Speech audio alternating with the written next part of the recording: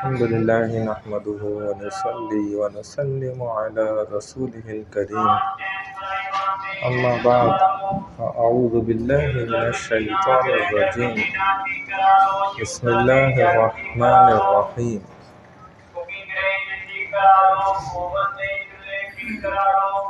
رسول اللہ صلی اللہ علیہ وسلم کی وہ سنتیں جو مفقود العمل ہیں فی زمانہ، ابھی ہمارے دور میں جن پر عمل نہیں کیا جاتا، اور بلکہ جن کے متعلق اکثر مسلمانوں کو پتہ بھی نہیں ہے کہ یہ واقعی سنت بھی ہے۔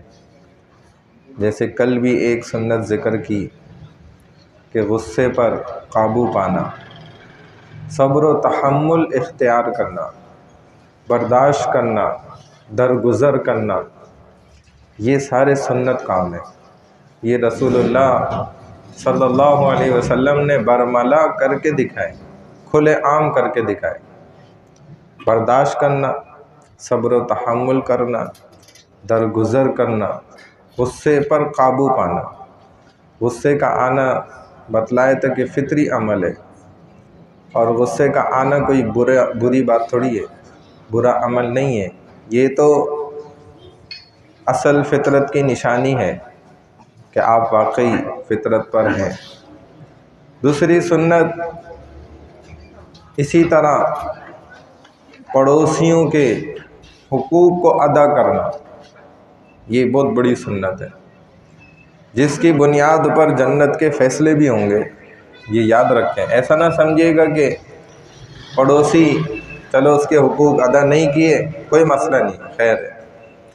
ایک بات اصول اپنی پلو سے باندھ لیں، زندگی بھر اس کو یاد رکھیں کہ ہمارے آقا مدنی صلی اللہ علیہ وسلم کائنات میں تشریف لائے تو آپ حقوق کو چھیننا نہیں آپ نے سکھایا کہیں بھی، کہ حقوق دیکھو کیسے چھینے جاتے ہیں، میں تمہیں تعلیم دیتا ہوں کیسے حقوق اپنے حاصل کیے جاتے ہیں، ساڈا حق اتھے رکھ، یہ والا فارمولہ یہ اللہ کے رسول صلی اللہ علیہ وسلم نے ہرگز نہیں سکھلائے۔ ایک بھی دفعہ آپ نے ایسا کر کے نہیں دکھایا کہ دیکھو ایسے اپنے حق حاصل کیے جاتے ہیں، اس طرح اپنے حقوق لیے جاتے ہیں، دیکھو میں تمہیں طریقے سکھاتا ہوں۔ ایک جگہ بھی آپ نہیں دکھا سکتے، چیلنج ہے۔ لیکن ہمارے آقا مدنی صلی اللہ علیہ وسلم کائنات میں اس لیے ضرور تشریف لائے کہ آپ نے یہ سکھایا کہ دیکھو کیسے دوسرے کے حقوق دیے جاتے ہیں، اور آپ نے صرف سکھایا نہیں بلکہ کل کر کے دکھایا خود کہ دیکھو میں اپنے سارے حقوق تلف کرتا ہوں، چھوڑتا ہوں، معاف کرتا ہوں، لیکن دوسروں کے حقوق کو دینے میں ذرہ برابر بھی کوتاہی نہیں کرتا۔ یہی تو بات تھی کہ آپ کھلے عام اکثر مجمع کے اندر معافی مانگتے تھے۔ ہمارے نبی معافی مانگ رہے ہیں، کتنی بڑی بات ہے۔ اس نبی کو جس کو تو اللہ نے جس کے لیے جنت بنائی، اس کو معافیاں مانگنے کی کیا ضرورت تھی؟ لیکن وہ سکھا کر گئے، کھلے عام مجمعوں میں آپ نے کہا، اور ایک ایک کا نام لیا، اپنے رشتہ داروں کا، سب کا، کہا کہ دیکھو تمہیں اگر مجھ سے کچھ مانگنا ہے نا تو یہی دنیا میں مانگ لو، دنیا کی چیزیں مانگ لو، جو مانگنا ہے میری حیثیت ہوگی تو میں دے دوں گا تمہیں، لیکن خدا کے لیے مجھ سے آخرت میں کچھ نہ مانگنا کہ یا رسول اللہ ہمیں جنت میں داخل کرا دیں، یا رسول اللہ سے سفارش کر دیں ہماری، یا فلانا کام ہمارا کرا دیں، آخرت میں کسی کا ذمہ دار نہیں ہوں۔ دیکھیں کتنی صاف شفاف گوئی کے ساتھ آپ کہے گئے، اور فرماتے تھے کہ جبرائیل میرے پاس اس قدر چکر لگاتے گئے، پہ در پہ آتے گئے، ایک کے بعد پھر دوبارہ بار بار آ جاتے تھے، اور احکامات سناتے تھے کہ یا اللہ، اے اللہ کے رسول صلی اللہ علیہ وسلم، اللہ نے فرمائے کہ پڑوسیوں کے بڑے خیال کیا کریں۔ اللہ کے رسول، اللہ فرما رہے کہ پڑوسی کو تکلیف نہ دیں۔ اے اللہ کے رسول، اللہ فرما رہے پڑوسی کو ایذا نہ دیں۔ पड़ोसी को परेशान न करें, पड़ोसी का दिल न दुखा दें, पड़ोसी को कोई गलत बात न कह दें, पड़ोसी को दीन का इल्म सिखलाएं, पड़ोसी बीमार हो जाए उसकी इयादत को जाए, पड़ोसी अगर मर गया उसकी कफन दफन और जनाजे को लेकर ना कब्रिस्तान तक जाएं, पड़ोसी की खुशी है उसमें उसको मुबारकबाद दें, पड़ोसी का फलाना है तो ऐसे करें, वैसे है तो यूं करें। नबी अलैहिस्सलाम फरमाने लगे जिब्राइल इस कदर अहकामात लेकर आए पड़ोसियों के कि मुझे खुद ख्याल होने लग गया कि अब शायद जिब्राइल आएंगे और कहेंगे कि या रसूल अल्लाह, जब कोई इंसान मरेगा तो उसके पड़ोसी का भी इसकी जायदाद में विरासत में हक होगा। यानी इतने ज़्यादा हुकूक और हक के शुफा तो आपने दिया, बताया। हक के शुफा क्या कि आप अपना घर अपने पड़ोसी की इजाज़त के बगैर नहीं बेच के जा सकते, ये शरीयत ने उसको हक दिया हो। आप अपनी दुकान अपना कारोबार अपने पड़ोसी की विदाउट परमिशन उसकी इजाज़त के बगैर बेचकर नहीं जा सकते, ये हराम गुनाह है, छोटा गुनाह भी नहीं है।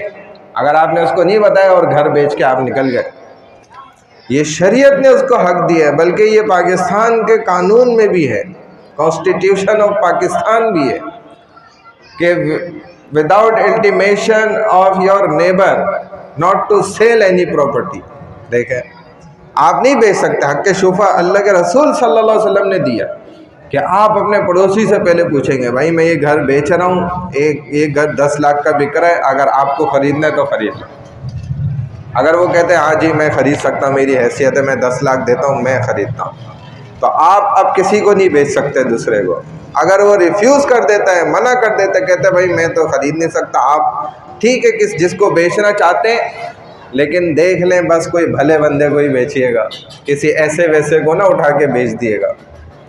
ज़ाहिर आपके पड़ोस में अगर खुदा न खास्ता कोई कादियानी रह रहा होगा तो आपकी ज़िंदगी तो ख़त्म, बर्बाद कर देगा वो। कोई गैर मसलक का, कोई काफिर, हिंदू, तो इसीलिए हक के शुफा दिया गया कि आप इसके बगैर इजाज़त के नहीं बेच सकते अपना का, ना दुकान बेच सकते ना ही। और पड़ोसी होते कौन है,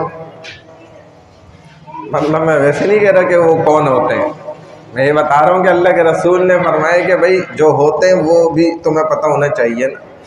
कहते हैं कि वो पड़ोसी होते हैं, हज़रत आयशा ने भी सवाल किया था रज़ी अल्लाह तआला अन्हा, तो फरमाया कि जो तुम्हारे घर के दाएं बाएं और आगे पीछे, आमने सामने, सामने और पीछे भी 40-40 घर, तो 40-40 80 और 80-80 160 हो गए। ये 160 घर आपके सारे पड़ोसी हैं। और फरमाया कि जिधर तक अजान की आवाज़ जिसको जाती है ये सब पड़ोसी हैं, इसी मस्जिद के सब पड़ोसी होंगे ये।